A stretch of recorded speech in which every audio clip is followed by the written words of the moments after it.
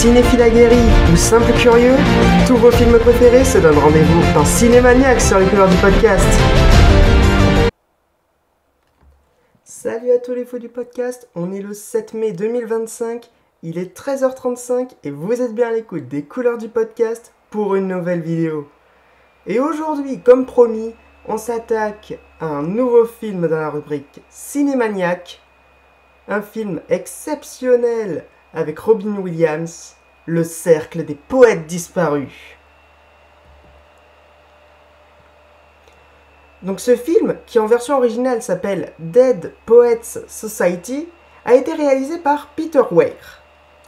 Ce film dure 128 minutes, soit, j'ai fait la conversion pour vous, 2h08. Ce film appartient au genre de la comédie dramatique et du drame. Et il est sorti, le 9 juin 1989 aux États-Unis et au Québec, et le 17 janvier 1990 en France.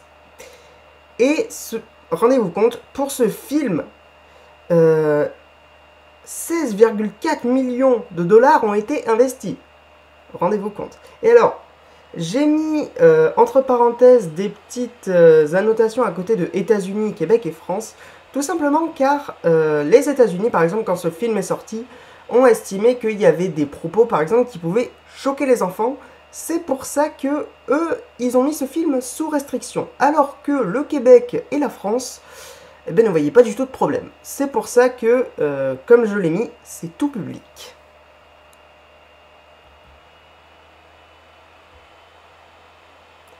Donc en termes d'acteurs, nous retrouvons du coup, comme je l'ai dit au départ, Robin Williams dans le rôle du professeur John Keating. On retrouve également Robert Sean Leonard qui joue le rôle de Neil Perry. L'acteur Ethan Hawke qui joue le rôle de Todd Anderson. L'acteur Josh Charles qui interprète Knox Overstreet. Et l'actrice Gail Hansen qui joue Charlie Dalton. Et dans un de ces acteurs, vous devez certainement en reconnaître un. Si je vous redis, Robert Sean Leonard. Non, vous voyez toujours pas? Non, parce que je vous ai déjà présenté sur les couleurs du podcast quelque chose où il avait joué aussi. Et c'était Dr House. Oui. Enfin, là, du coup, il était un peu plus jeune. Mais bon. Donc dans ce film, nous suivons du coup Todd Anderson, qui est un garçon plutôt timide, et il va être envoyé à la prestigieuse académie de Walton aux États-Unis, qui est quand même une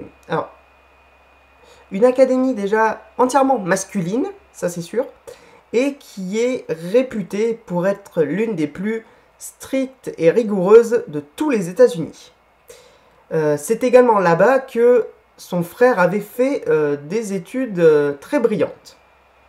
Dans cette université, il va alors faire la rencontre d'un professeur de lettres anglaises plutôt étrange, Monsieur Keating, du coup, joué par Robin Williams, qui les encourage à toujours refuser l'ordre établi et leur apprend du coup à être plus libres.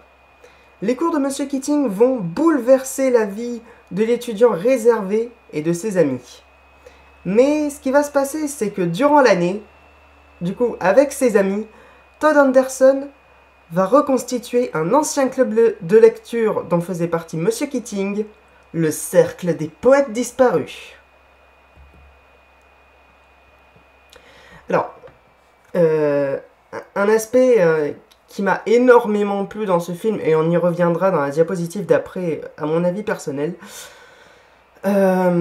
la fin, je l'ai trouvé juste sublime. Donc je vous rappelle, le message c'est il faut savoir être libre, bien sûr. Mais je vous avoue que là, la fin, quand je dis la fin parfaite, c'est que vraiment, on avait la bonne dose d'émotion qu'il fallait. Enfin, bonne dose. Voilà. C'est que, je ne l'ai pas dit au départ de la vidéo, je le mets, dans tous les cas, c'était dans le titre, mais il y a bien évidemment des spoilers. Donc si vous voulez pas surtout quitter... si vous voulez pas être spoilé, soit quitter cette vidéo, soit aller au timecode indiqué. Donc dans cette fin, qu'est-ce qui se passe? Eh ben Neil, donc du coup qui est joué par Robert Sean Leonard, il en a assez en fait, parce que du coup Monsieur Keating lui apprend à être libre, sauf que il est quand même toujours contraint par son père à faire des études pour devenir médecin, et donc il en a tellement marre qu'il se donne la mort. Voilà. Et suite à ça, il y a une enquête qui est réalisée pour savoir pourquoi c'est arrivé, et ils en viennent à la même conclusion, tous à la même conclusion, c'est que c'est les cours de Monsieur Keating qui ont conduit à ça.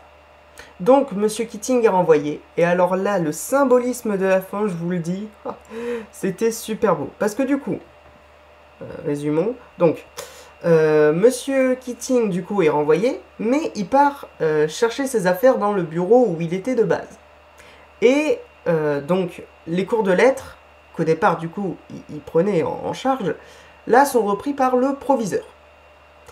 Donc, il entre dans la salle, il va chercher ses affaires, et alors là, tous les élèves, y compris du coup Tom Anderson et tous ceux que j'ai énoncés avant, eh bien, vont le remercier pour quand même tout ce qu'il a fait pour eux, hein, parce qu'il leur a quand même appris beaucoup de choses. Et là, ils vont faire un acte très symbolique pour moi. Ils vont tous se lever un par un, ils vont se mettre sur leur bureau, et ils vont crier la phrase la plus culte de ce film, « Oh capitaine, mon capitaine !» qui est du coup la phrase que leur avait également appris Monsieur Keating pour, on va dire, comme signe de respect. Donc, franchement, j'ai trouvé cette fin, mais tellement belle. Franchement, je vous le dis, si vous avez la chance de voir ce film, foncez le voir, hein, parce que là, il vaut le détour. Et je ne l'ai pas dit, hein, mais les 128 minutes, donc les 2h08, franchement, on ne les voit pas passer. Hein, je vous le dis, franchement, on ne voit pas les 2 heures passer parce que on est pris dans cette histoire. Bon, j'ai passé un peu vite, mais c'est pas grave. Donc du coup, on passe à mon avis personnel. Et comme vous le voyez à l'écran, effectivement, il n'y a aucun point négatif. Oui, je n'ai pas trouvé de point négatif. Franchement, il n'y avait que des points positifs. Alors, je sais que on aurait la tendance de se dire, bon, s'il n'a pas mis de point négatif, c'est que du coup, tout est positif. Alors oui, tout était positif, mais j'ai surtout retenu 2 points plus positifs que les autres. Alors déjà, l'histoire, en plus d'être prenante, comme je disais, hein, on voit pas les 2 heures passer, forcément elle est touchante, et bien sûr, comme tout bon film, j'ai envie de dire, les personnages sont attachants.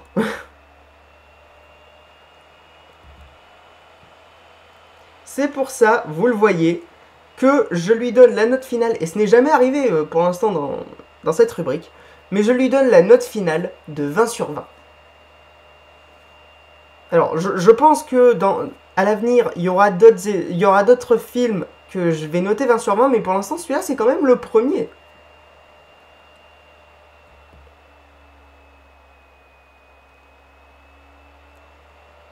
En tout cas, merci à tous d'avoir regardé cette vidéo. Si vous avez aimé, vous connaissez la musique maintenant, vous lâchez un petit pouce bleu pour m'encourager, vous partagez la vidéo à votre famille, à vos amis, voilà.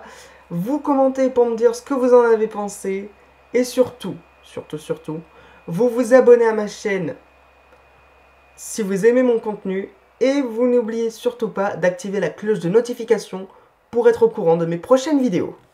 En tout cas, moi je vous dis à très bientôt pour un nouveau podcast sur les couleurs du podcast. Le clap de fin retentit, mais un nouveau film arrive très bientôt dans Cinémaniacs sur les couleurs du podcast.